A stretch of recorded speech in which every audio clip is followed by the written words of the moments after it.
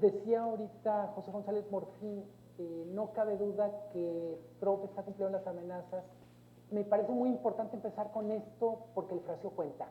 Ayer circulaba un meme, que es parte, ahora sí, literalmente de nuestro termómetro, que decía, allá hay un presidente que cumple sus promesas y aquí hay uno que cumple sus promesas en 5 días y aquí hay un presidente que lleva 4 años que no. Me parece que el fraseo cuenta. No es lo mismo cumplir una promesa que ejecutar una amenaza. ¿Y por qué lo quiero poner así? No es un motivo para decir qué eficiente es este señor, sino nos da una idea, un pulso del sentido de realidad que tiene. Puesto en perspectiva, no solo está en juego la relación comercial, sino la relación política, la colaboración en seguridad, y un tema que por alguna razón no se está poniendo tanta atención, y es el futuro de la política energética de América del Norte.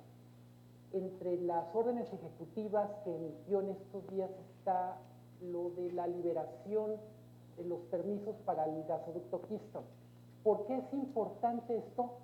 Porque de alguna manera le permitiría a Estados Unidos abastecerse con petróleo de Canadá. Y si ustedes lo quieren ver así, bosquejaría una especie de unidad energética Canadá-Estados Unidos donde México tendría menos facilidades para participar. Dicho de otra manera, no es solo las señales que manda en el tema de migración, en el tema de comercio, sino en política energética ya mandó una señal. Hay que ponerlo en perspectiva. Donald Trump pertenece o de alguna manera le da cara a una de las expresiones modernas que es el populismo y el proteccionismo. Es pariente, como todos ustedes saben, de Brexit, es pariente de los movimientos, yo diría fundamentalmente de esa extrema derecha, pero diríamos de extremismo en Europa. Y si me permiten decirlo de esta manera, podríamos hablar de un proteccionismo hasta cierto punto racional y un proteccionismo enloquecido. Donald Trump pertenece mucho más a esta vertiente de proteccionismo enloquecido. ¿Por qué quiero hacer esta distinción? Podemos entender que un presidente diga, es motivo de preocupación que mis empresas estén yendo y llevándose empleo.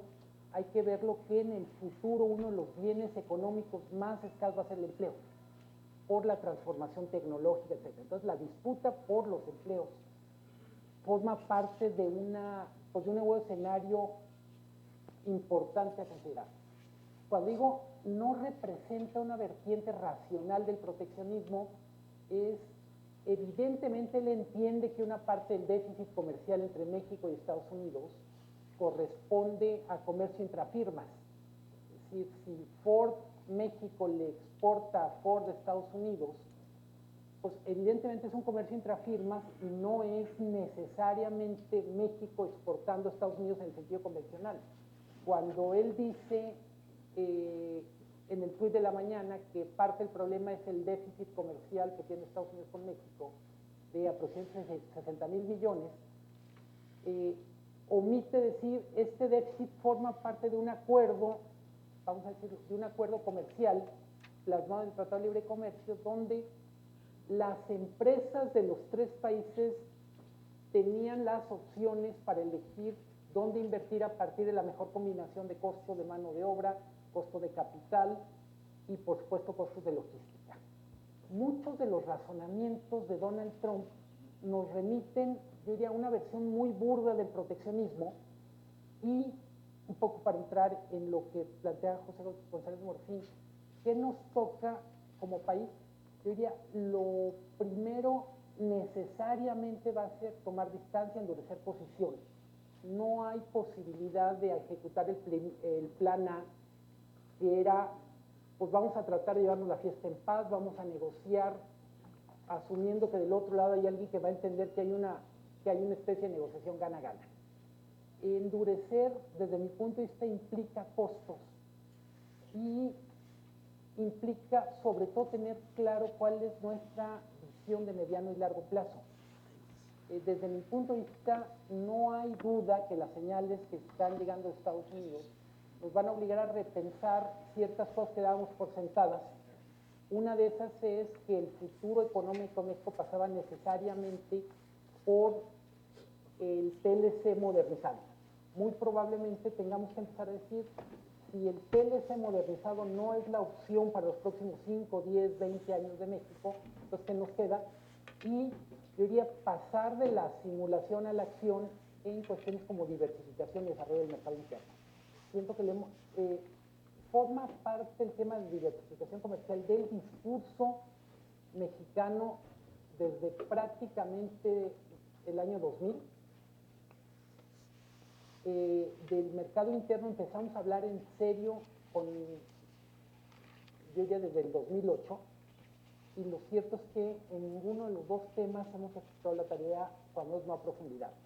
No quiere decir, por supuesto, que se suspende la relación comercial con Estados Unidos. Creo que queda por ver si la salida del TLC va a ser con red de protección o sin red de protección. ¿Qué es la red de protección? La Organización Mundial de Comercio. Si en un primer escenario, como está ahorita, se suspendiera el TLC, entrarían en vigor las reglas de la OMC, que son bastante buenas. El arancel máximo, sí, dependiendo del bien, pero está sobre 2.7%. Cuando digo hay un escenario que podría ser sin red de protección, es Trump no solo está dispuesto a romper el TLC, sino a dinamitar la Organización Mundial del Comercio.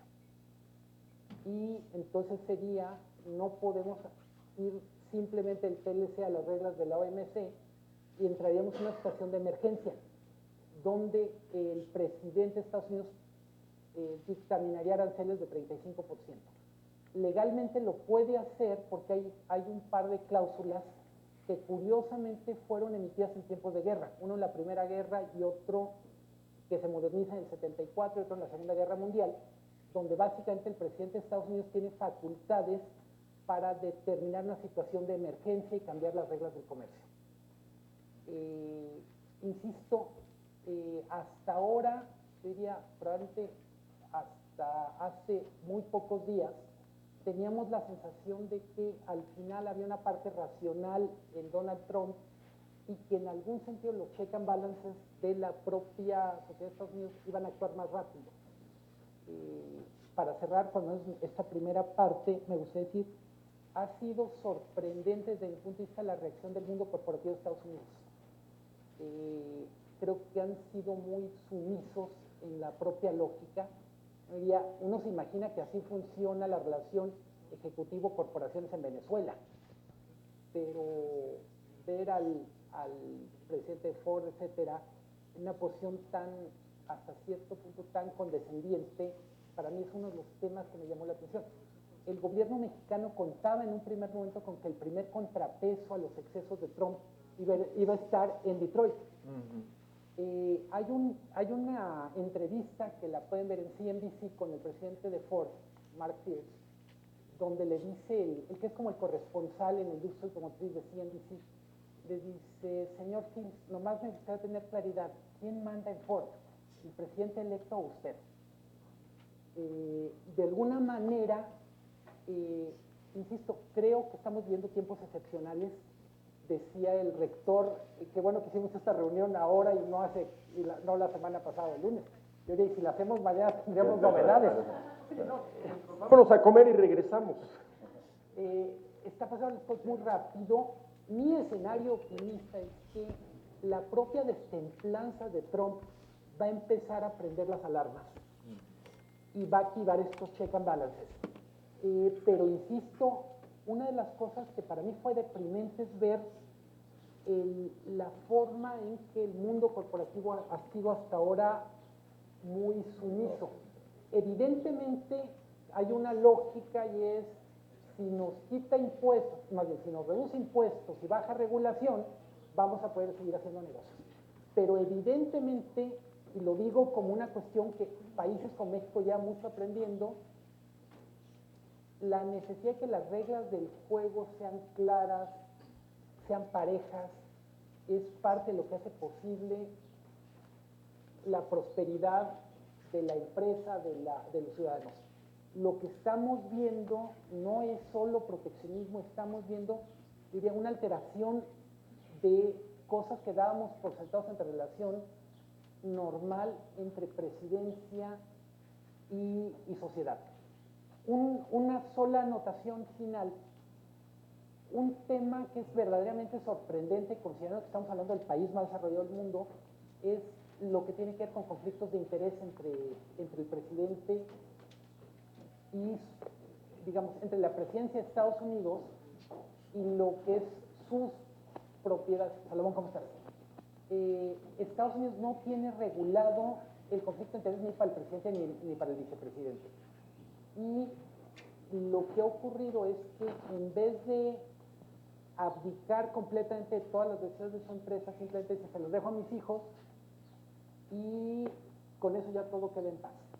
Ese es un tema que creo que va a dar mucho que hablar. Insisto, quiero poner énfasis, Estados Unidos para muchas cosas fue un espejo, un modelo a emular, y en este momento parte de lo que está entrando en crisis es si las señales que vienen de Estados Unidos no nos llevan también a aprender un poco de muchas de las cosas que están ocurriendo allá, son exactamente las que no deberían pasar. Una presidencia que no resuelve los conflictos de interés, una presidencia que no respeta reglas básicas del juego entre la relación del Ejecutivo y las corporaciones, y por supuesto una presidencia que encarna una versión totalmente febril del proteccionismo.